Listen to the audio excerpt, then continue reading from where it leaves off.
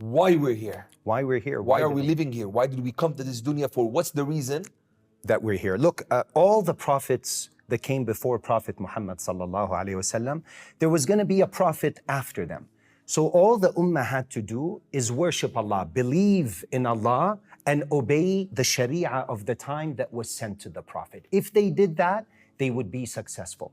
But this ummah, on top of ibadah, what is it? وَمَا خَلَقْتُ الْجِنَّ وَالْإِنسَ إِلَّا لِيَعْبُدُونَ. Except only to worship me, that I created jinn kind and ins kind for my worship, to know Allah. Ibn Abbas says, لِيَعْبُدُونَ أَيْ لِيَعْرِفُونَ, to recognize and know Allah. But there's an additional purpose given to this ummah. Why? Because there's no prophet coming after Prophet Muhammad sallallahu alayhi wasallam. He's the seal, the stamp of all prophets. So this responsibility, the 23 years Rasulullah sallallahu alayhi wasallam was preparing the ummah for the mission. How many Sahaba were there?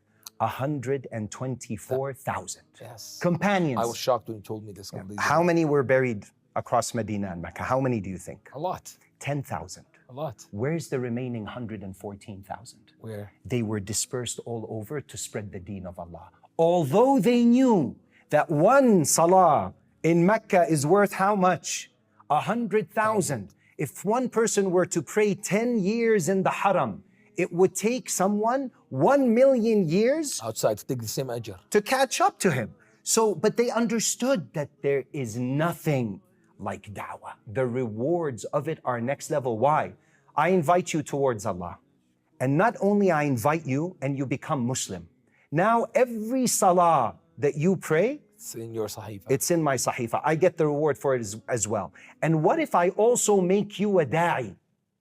It's like the pyramid scheme. Now you're not just, you understand your purpose. You start to pray and you begin to invite others towards Allah subhanahu wa ta'ala. Now that other person that became Muslim, or the Muslim that made tawbah and started practicing, not only does that person get the reward for them, but I also get the reward for all these people. It's a tree, it's a puzzle, man. It's like exponential, man. It's absolutely never ending.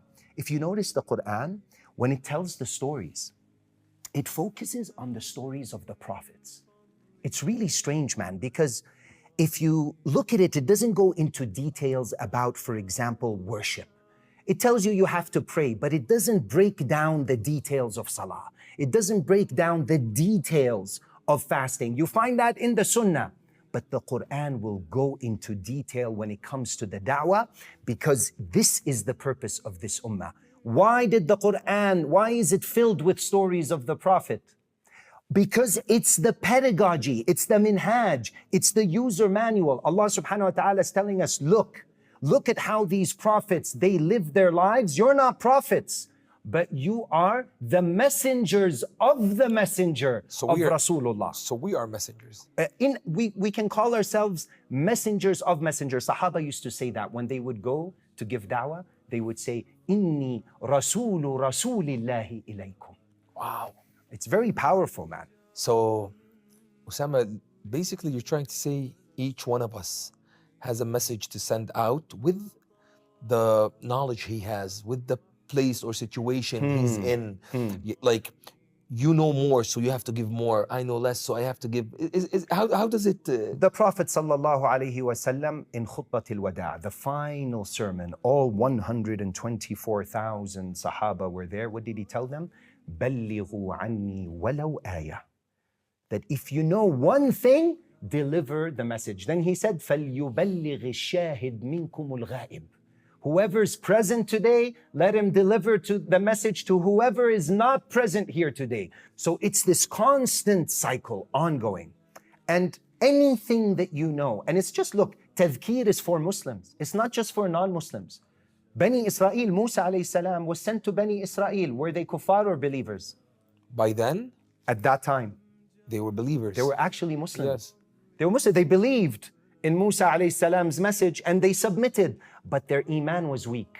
Super weak. Super weak. That took him this way now. Took him that way. So Allah would send prophets amongst Bani Israel, although they were believers, but they would lose the track. They would come off the Sirat al-Mustaqim somewhat, and the prophets would be sent to them to remind them and strengthen their iman. This is a very important point because people think da'wah is only for non-Muslims. You could say that the appropriate word for Muslims would be tadhkir, But it's a practice too. reminder. No, reminder. وَذَكِّرْ فَإِنَّ الذِّكْرَ تَنْفَعُ Mu'mineen. الْمُؤْمِنِينَ. So when you're talking to the believers, your fellow believers, you're reminding them about Allah. And then he's telling you what to remind them of, their purpose. وَمَا خَلَقْتُ الْجِنَّ. The verse right after it. وَمَا خَلَقْتُ الْجِنَّ وَالْإِنسَ إِلَّا لِيَعْبُدُونَ. I didn't create ins and jinn except for that worship. Not only that, man. It's actually quite deep. If you notice in the Quran, Allah doesn't mention stories of dhakirin, although dhikr is amazing. طبعا. A lot of reward for dhikr. He doesn't go into details of worshippers that used to worship Allah for years upon years. But he will name an entire chapter after an ant. قالت نملة يا أيها النمل ادخلوا مساكنكم لا يحطمنكم سليمان وجنوده وهم لا يشعرون. What was the ant doing? It was warning the other ants. It had fikr. It had concern for others. The da'i, when he invites, he has concern for others. So Allah names an entire chapter Just with an insect. after an insect, a namla. وَجَاءَ مِنْ أَقْصَى الْمَدِينَةِ رَجُلٌ يَسْعَى قَالَ يَا قَوْمِ اتَّبِعُوا الْمُرْسَلِينَ. This was not a prophet. He came and he was reminding them, يَسْعَى, he's rushing. Allah subhanahu wa ta'ala mentions him. The hudhud of Sulaiman, وَتَفَقَّدَ الطَّيْرِ. So it was basically mentioning everybody that's holding the message of Allah. Yes. Right across to everybody. And has concern for others. Fikr. He wants to train us to be selfless. Our deen is not a selfish deen. We want to, Rasulullah sallallahu alayhi wa sallam, he would be crying at night, Ya Rabbi ummati, Ya Rabbi ummati, Ya Rabbi ummati. When they would come close to his chest, they would say it had this, you know, when you boil water in a kettle, when it gets to the boiling temperature and you hear that noise, it says it's like at boiling temperature. They would hear it from his concern of the ummah. He would get up at night and the entire night he would be praying for his ummah as well. He had that concern. He will be the one called on the day of judgment. All the prophets will say, Nafsi, Ya Adam, Nafsi, Nafsi. Ya Musa, Nafsi, Nafsi. Ya Ibrahim, Nafsi, Nafsi. Ya Muhammad, Ummati, Ummati. And he will prostrate before Allah and start his shafa'ah, his intercession for the ummah. And nowadays, man, we're living in a place where everybody's like, man, just take care of you, your family, and you're good in this life. This is not That's not your purpose. It's not your purpose. This is needs that you have. You have certain needs, and but this it's is not a need. This is a bigger need. This is a want. But you've been sent by Allah. This is your purpose. What do you do if you walk it? You see all these lights? This light right now, if it stops giving light, the bulb itself burns. What would you do with the bulb? Replace it. Why are you replacing it? It's no, the purpose of the bulb is to transmit light. If it no longer fulfills its purpose, you replace it.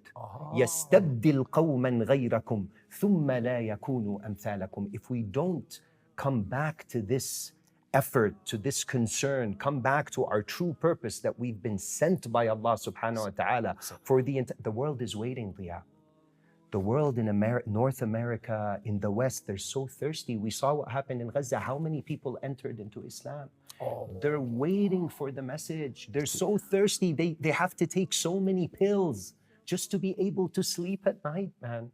Because they have no purpose. They're completely lost. And we have the truth. We have the Quran. We have this mission. كنتم خير أمة أخرجت للناس تأمرون بالمعروف وتنهون عن المنكر وتؤمنون بالله. قدم الأمر بالمعروف والنهي عن المنكر على الإيمان لأن الأمر بالمعروف والنهي عن المنكر increases the iman. He says, you've been sent to these people. كنتم خير أمة أخرجت للناس. You enjoin good and you forbid evil and you believe in Allah. He postponed belief after Amr bil Ma'ruf and Nahy Munkar. Why? Because when you talk about Allah, what happens to your iman? Increases. It increases. May Allah give us an understanding. This is something, man. You're taking me, wallah. I don't want to say nothing, man. No. Honestly, I don't want to say nothing. You're just, man, I would love, like right now, I know I'm going to be watching this at home. I'm going to rewatch all these episodes. I'm gonna be so happy listening to this again and again and again and again.